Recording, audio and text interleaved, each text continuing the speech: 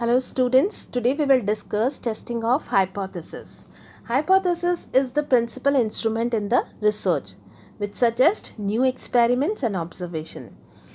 If we'll discuss what is hypothesis in the simple terms, then it is a mere assumption or some supposition which needs to be proved or disproved by the researcher.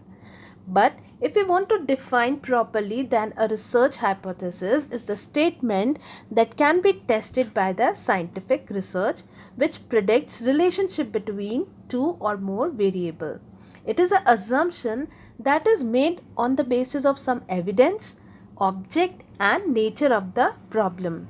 After framing the hypothesis, you have to select the significance level. Later in this video, I will describe what is significance level. So, let us discuss the important characteristics of hypothesis. Hypothesis should be clear and precise. It should be capable of being tested. It should show the relationship between variables. It should be expressed in simple terms. It should be consistent with the most known facts. So, it should be consistent with the substantial body of established facts. Amenable to testing with the time means one should not use even an excellent hypothesis if the same cannot be tested in the reasonable time. So you have to keep the time frame in the mind before framing the hypothesis. Hypothesis must explain the facts that give rise to the need for explanation. So these are the important characteristics that hypothesis should have. So, now we will discuss what are the different sources of hypothesis, like resemblance between the phenomena, observation from the past studies, present day experiences and from the competitors, scientific theories and general pattern that influence the thinking process of the people. So all these should be kept in mind before you frame the hypothesis, because these are the important sources of framing the hypothesis. Now we will discuss some basic concept relating to the hypothesis. First is null hypothesis and alternative hypothesis. So null hypothesis is always contrary to the alternative hypothesis. Null hypothesis is a negative statement which shows that there is no relationship between the independent and the dependent variable.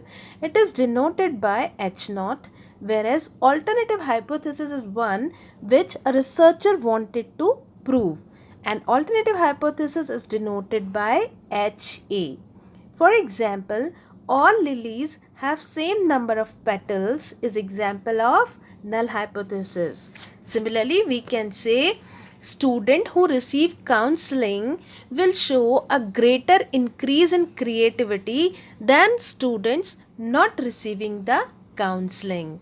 Or we can say the automobile A is performing as well as automobile B. So these are the few examples of hypothesis. So hypothesis should be very objective, it should be verified and it should be tested. Now, what are the different functions of hypothesis? Hypothesis helps in making observation and experiments possible. It gives right direction to the inquiries. It helps in verifying the observation, and it is the starting point of the investigation. Okay.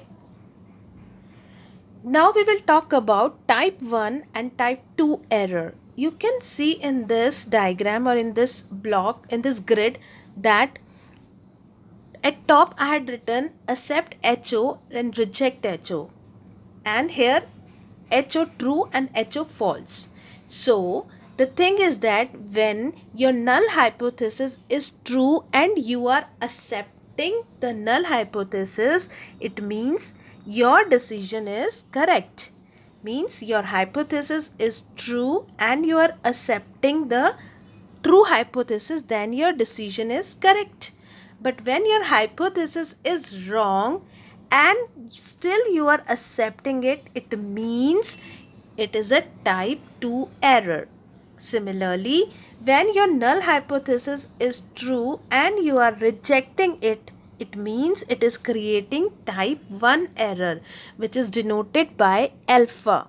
When your null hypothesis is false and you are rejecting it, then it is a correct decision. So you all know that when anything is true and we are accepting it, or when anything is wrong and we are rejecting it, it means these are the correct decisions. But when we know that anything is wrong and still we are accepting it, then it causes type 2 error, which is denoted by beta. And sometime it also happens that you know that your hypothesis is true, still you are rejecting it, then it will create type 1 error, which is denoted as alpha. And you know one thing, when we keep our sample size fixed, and if we want to try to reduce one type of error, then the probability of committing the type 2 error get increased. So researcher has to make the trade-off between the type 1 error and the type 2 error.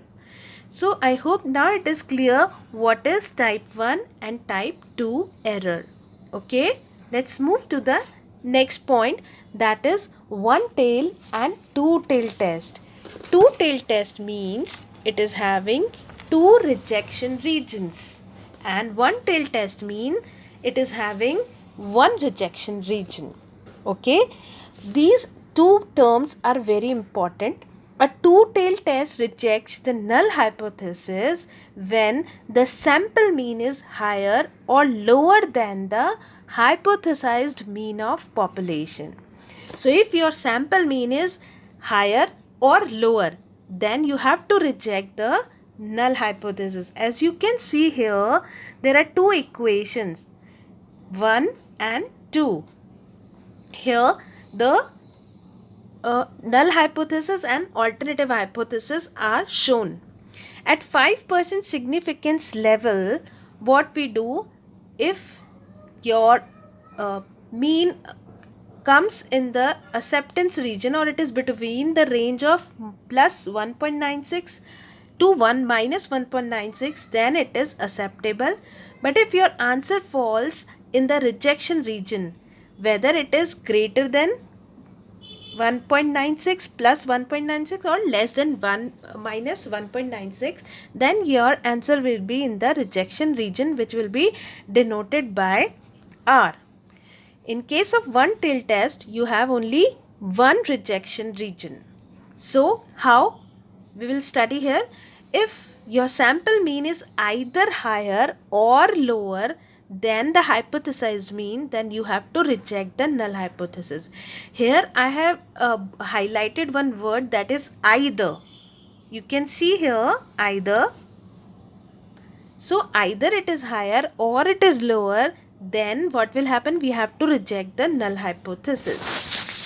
For example, say mu is population mean is 100, and if the sample mean is lower than 100, what you will do? You have to reject the null hypothesis, and it is called left-tailed. Similarly, if population mean is 100 and if your sample mean is higher than 100, then also you have to reject it, and it shows the right tail. So in this way, in the one tail test, either you have left tailed or you have right tailed. Whereas in two tail test, what will happen? You have two rejection region. You can look here, I am showing the diagram. So these are the two ranges. Here we can write Z 1.96, and here it is at this way plus 1.96. So the values outside minus 1.96 and plus 1.96 are rejected. So this is called rejection regions and this is called acceptance region.